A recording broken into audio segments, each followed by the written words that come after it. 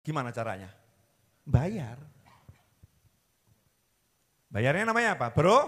Berobat. Maka orang yang sakit kalau pengen sehat, dia akan rela menghabiskan duitnya demi dapat sehat. Betul? Ya kalau sakitnya ringan, mungkin keroan, ya bayar wedang jahe, alhamdulillah sehat. Tapi kan tetap upaya ya, keroi, wedang jahe, sehat. Nah, tapi kalau pas ada orang kaya raya, duitnya itu 5 triliun. Ojo nanggung-nanggung, sisa akeh. Duitnya 5 triliun. Kebetulan kena penyakit lumpuh total, kedep aja nggak bisa. Na'udzubillah min dzalik. Sugih pol, suatu hari jalan kepleset, duk, gak bisa obah. Kedep aja nggak bisa. Belalak ini. Ya, belalak aja. Cuman dia sudah, namanya juga orang pinter, sudah tulis wasiat kepada manajernya gitu ya. Kalau sesuatu terjadi pada saya dan saya sakit, ya dan saya sakit, seluruh harta saya harus digunakan untuk pengobatan saya. Ahli warisnya semumet mantek gitu, cekot. Bahkan ahli warisnya mungkin kerja sama manajernya, apa nggak bisa dipercepat tuh ya. Na'udzubillah min dzalik. Dia sudah memikirkan kalau sakit, harta saya habis gak apa-apa, yang penting saya sehat. Berarti harganya sehat itu mahal atau murah? Mahal atau murah? Lah kamu gak pakai minta dikasih sehat, kok cek kroso melarat, menungso model apa iki? Paham gak? Saya dikasih sehat, kok belum bisa bahagia, belum bisa merasa kaya, muslim, mukmin, sehat, ora seneng tambah gresulo. Masya Allah, gangguan jiwa tingkat tinggi saudara-saudara. Paham? Jadi nanti kalau ada seorang istri sehat, mukminah, terus kok sambat sama suaminya, Mas, hidup kok di rumah kontrakan macam ini, hidup macam apa yang kita jalani, gangguan jiwa itu. Tapi ojo ngomong ngono kowe, Dek rawaras, kowe ojo ngomong ngono. Jangan, cukup potongkan video ini, setelkan kepadanya. Rampung HP-mu di pesawat nih awakmu. Bukan begitu cara penanganannya, bukan. Ajak ke majelis. Ya, ajak ke majelis. Biar nanti pola pikirnya berubah. Ya memang ada proses. Ada proses. Nah, ini dua nikmat yang manusia lupa. Nikmat iman dan nikmat sehat. Hanya orang yang gak sadar, dikasih Allah kekayaan yang luar biasa. Makanya kalau naudzubillah min dzalik, seseorang gak mensyukuri nikmat ini, nikmat iman dan sehat gak disyukuri, sama Allah dicabut itu. Dan Allah nyabutnya itu sifatnya mengingatkan. La in syakartum la azidannakum wa la in kafartum inna adzabi lasyadid. Kalau syukur aku tambah, kalau kufur ingat azabku pedih. Gak langsung dicabut, disuruh ingat dulu. Nah, ingat tuh misalnya kasih sakit-sakit ringan ya. Ya biar ingat. Sholat kok nggak iso khusyuk. Ya nggak bisa khusyuk. Itu sebetulnya bagian iman kita sudah tercabut titik-titik itu. Ngaji kok nggak iso ngerasa nikmat baca Al-Quran. Giliran lihat musik-musik yang setengah jelas gitu ya. Atau yang nggak jelas, kok rasanya nikmat. Begitu ada orang ngaji kok beribeni gitu ya. Ada orang baca Al-Quran, beribeni, apa gitu. Begitu ada musik yang seru, Masya Allah. Itu bagian keimanannya sudah mulai tercabut itu. Yang setengah-setengah ngaji, Masya Allah. Musik edan, Masya Allah. Ini setengah-setengah ini, soalnya ini jamaah majelis juga ya. Jadi kadang pasang, kadang surut. Kalau masih pasang surut masih bagus. Iya. Yang bahaya itu pasang, tapi bukan surut. Jadi begitu pasang tapi langsung nyungsep ini. Kalau pasang surut kan biasanya surutnya sedikit ya. Tapi kalau pasang naik kemudian ambles lah, itu ngeri. Na'udzubillah min dzalik. Nah, fungsinya kita hadir majelis adalah biar iman kita ini disadarkan terus. Kaya-kaya, yang hadir majelis Ar-Raudhah harus merasa kaya. Harus, orang bab amin ini. Ini bab alhamdulillah ya. Alhamdulillah. Jadi urusan duit itu bukan ukuran kekayaan. Ya, miskin itu bukan ukuran nggak punya duit. Miskin itu kalau kamu merasa kurang, itu namanya miskin. Kalau udah merasa cukup seperti nelayan tadi kan ya asik-asik saja. Nikmat. Contoh, Bu. Oke, saya kasih contoh ya. Ibu-ibu yang kaya raya. Dibuka lemari, isinya pakaiannya cuma 5 lembar pakaian. Ya, 5 lembar pakaian. Itu sudah lengkap dengan celana, kalau ada celana panjang ya celana panjangnya 5 lembar itu. Ditanya sama anaknya, Bu, ya nak, mari Bu kita ke pasar, terus mampir ke mall, beli baju baru buat ibu yang bagus. Dijawab, aduh nak, itu yang di lemari aja masih dipakai, masih bagus.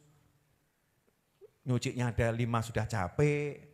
Masa mau nambah kerjaan lagi? Belum lagi pakai pergi ke pasar, muter-muter cuman buat cari kain. Orang kurang kerjaan nak, wes. Gak nak, cukup pikir nak. Saya mau nanya ini, perempuan model begini masih ada enggak? Masih ada enggak? Hah? Ada lanjutannya. Daripada waktu ibu habis nak, buat lihat-lihat di toko, ya, buat lihat-lihat di toko, lebih baik ibu lihat wajah ayahmu saja. Masya Allah. Sama juga suaminya, ditawari sama anaknya. Ayah, ayo ayah jalan-jalan, pergi ke toko beli motor ayah. Jadi biar nanti ayah bisa keliling kemana-mana. Dijawab, ya Allah nak, doang itu sepeda ontel aja gak sempat kepake. Gak sempat kepake. Bapakmu itu senengnya cuma di rumah nyawang ibumu. Masya Allah. Lah ngapain pergi naik motor, nanti ada harus punya SIM, pakai helm, harus spionnya lengkap. Tambah nanti kalau bapak lupa pakai helm kan bermasalah sama negara, repot lagi. Belum lagi nanti kalau lupa servis akhirnya macet, mogok, nyurung, masalah lagi. Tambah motor nak, tambah masalah nak. Lebih baik bapak di rumah saja sama ibu. Kami kalau keluar paling kan ke sawah, gandengan berdua menyusuri tepi sawah, jalan di pematang, ingat masa remaja nak, Masya Allah. Saya mau nanya, manusia model begini masuk waras apa wedan? Ini kan sebetulnya konsep hidup yang benar kan begini ya, yang benar kan begini, bisa merasa cukup dengan yang dimiliki, dipuas-puaskan, sugih, sehingga orang yang mau ngasih itu bingung. Kasih duit. Oh, saya benar nih, ada satu kiai itu di atas gunung, dikasih duit. Dijawab, buat apa? Saya enggak makan kertas. Saya enggak makan kertas. Oke, asik, ilmu ya. Ditenun ya. Ini mahal. Asli larang. Gus Ikdam jangan dengar yang satu ini.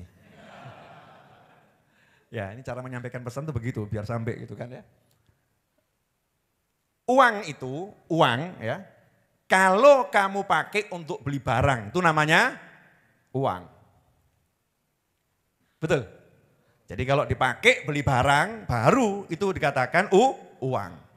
Namanya alat tukar. Biar paham definisi uang. Uang itu alat tukar. Kalau kita pakai untuk beli barang, namanya uang. Kalau kita simpan, tumpukan kertas. Kalau kita simpan namanya tumpukan kertas. Kalau nyimpannya itu di rekening bank namanya kumpulan angka. Kumpulan angka yang di rekening bank itu manfaat enggak? Enggak manfaat kecuali kalau kamu keluarkan dari rekening bank, transfer ke toko, beli barang. Betul? Jadi kalau tidak digunakan beli barang namanya tumpukan kertas atau rangkaian angka. Clear? Jadi kalau kamu punya tumpukan kertas berarti kamu enggak punya uang. Umat loh. Belum paham? Saya setelah cetok saya dulu. Ini namanya apa nih? Ada air di dalam sebuah gelas. Betul? Ini kalau saya taruh di gelas, digeletakkan saja. Manfaat enggak? Enggak. Air itu akan manfaat ditaruh di gelas kalau begini. Bismillahirrahmanirrahim. Alhamdulillah. Bismillahirrahmanirrahim. Alhamdulillah. Alhamdulillah. Baru namanya air saya manfaat untuk saya, betul? Kalau tak geletak kentok nggak disentuh, namanya airnya belum manfaat untuk saya. Kalau tak simpen terus, lama-lama rusak, betul? Oke, kopi. Ya pancen mengincipi. Di dalam cangkir ada kopi. Betul ya? Kalau kopi ini didiamkan saja, namanya cuman ya kopi di cangkir. Tapi kopi ini betul-betul kopi kalau sudah begini. Bismillahirrahmanirrahim. Alhamdulillah. Alhamdulillah. Alhamdulillah. Bentar, bariki apa kamu paham?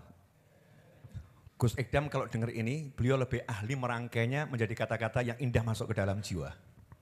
Anak muda ya, lebih paham. Lanjut atau enggak lanjut nih? Ini larang loh, asli larang. Mahal. Jadi kalau kamu punya uang, ya terus kamu habiskan, berarti kamu kan dapat sesuatu, betul? Habiskan, beli roti dimakan, kamu dapat sesuatu. Berarti uang itu manfaat buat kamu, benar? Tapi kalau uang itu kamu taruh jadi tumpukan uang, manfaat buat kamu enggak. Kenapa? Kalau kamu mati detik itu, uang itu berubah menjadi milik ahli waris. Mulai paham? Mulai paham? Nah kamu dari pagi, siang, sore, malam kerja selama 1 bulan, uangnya kamu simpen. Bulan pertama, bulan kedua, bulan ketiga, bulan keempat, bulan kelima, buat simpen. Tok. Itu namanya apa itu? Tumpukan kertas. Ya tumpukan kertas. Lah mana uangmu? Ternyata cuman ini loh. Bedanya apa sama orang yang sangat miskin? Bedanya apa? Jadi kalau kamu jadi orang yang kaya, habiskan uangmu. Sugih awakmu. Kenapa? Golek duit ki yang gue dientekke. Nek ora dientekke ya ora usah golek. Betul kan? Ijek ono kok golek, namanya kurang kerjaan. Wong edane paham iki.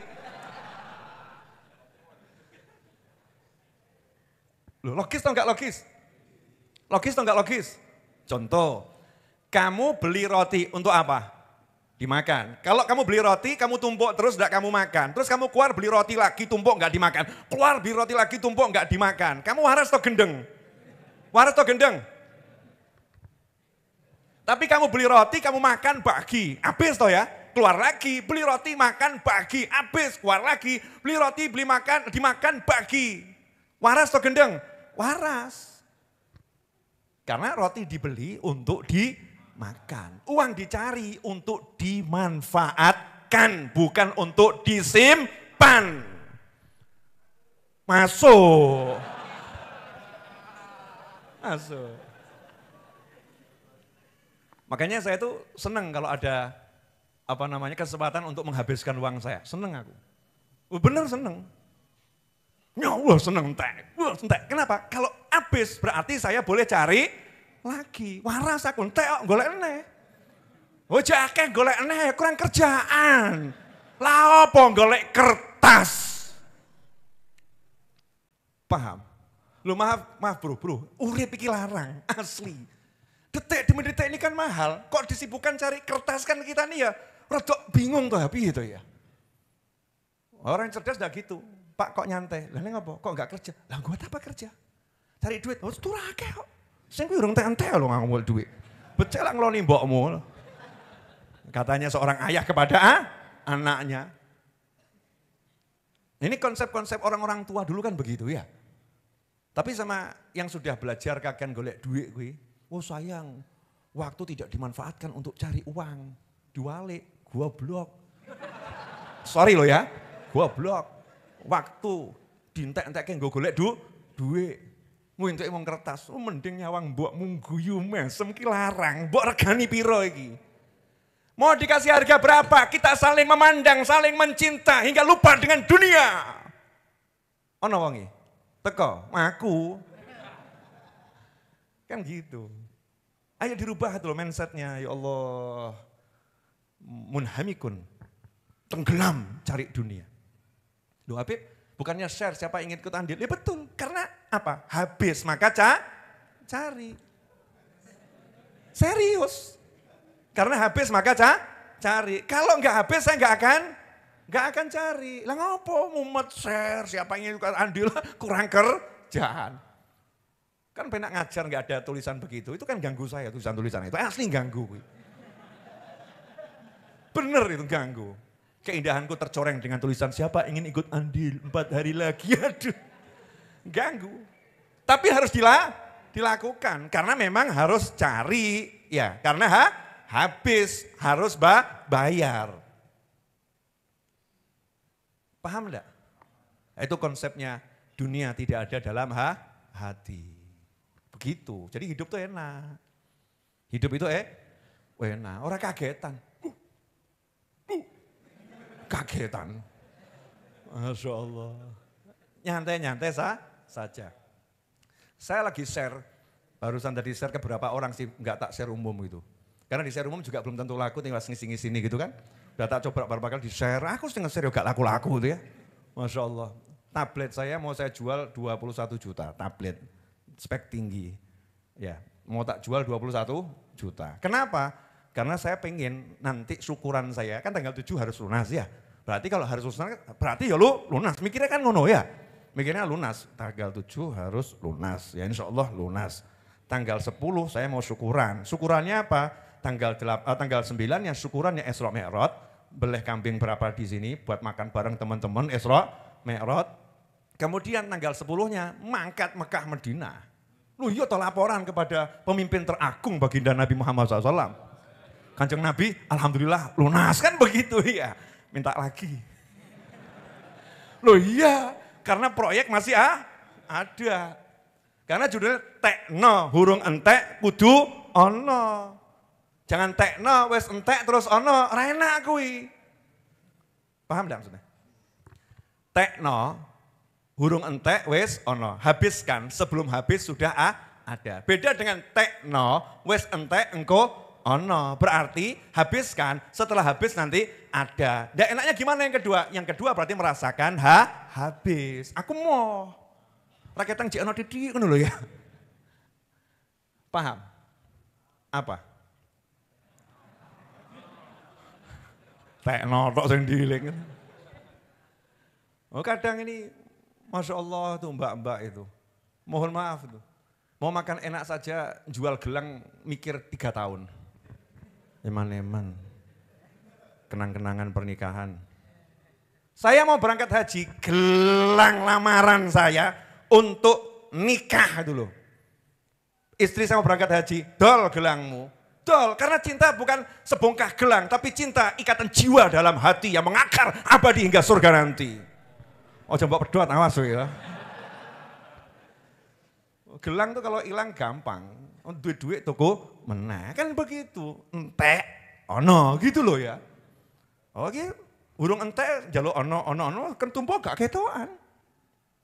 Gak kelihatan, gak tahu rasanya nikmat. Mantuk-mantuk apa paham gitu ya. Allahumma mudah-mudahan paham. Clear? Dah ini sekarang pelajaran hakikat dan syariat untuk nutup ini. Ilmu dari almarhum Guru Muhammad Zaini bin Abdul Ghani Martapura Musola Ar-Raudhah Sekumpul. Yang dikenal dengan panggilan Guru Zaini, Guru Ije, Abah Guru Sekumpul dan lain sebagainya. Saya dulu bertemu dengan beliau semasa hidupnya. Ya bertemu, ya cium tangan, ya ikut hadir majelisnya. Nah terakhir-terakhir ini kok saya sering di YouTube HP saya itu muncul beliau ya, muncul sendiri gitu. Ya, waktu scroll muncul tiba-tiba ya. Nah ada satu nasihat yang bagus yang mau saya sampaikan malam hari ini. Mudah-mudahan berkah dan manfaat, amin. Nanya ya, boleh nanya. Pernah enggak kecewa? Ngaku ngaku. Pernah enggak kecewa? Pernah enggak merasa dikecewakan? Pernah enggak merasa kecewa teramat dalam? Pernah enggak? Oke, tanda kamu enggak ridho sama aturannya Allah Ta'ala.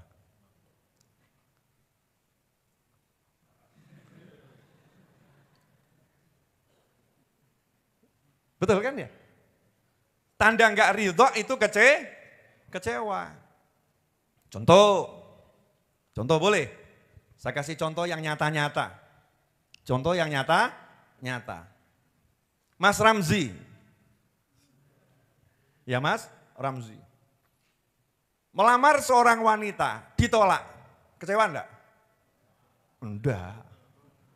Murid saya. Beda level bro. Walaupun bentuknya ya Ramzi. Iya, enggak. Tapi update status.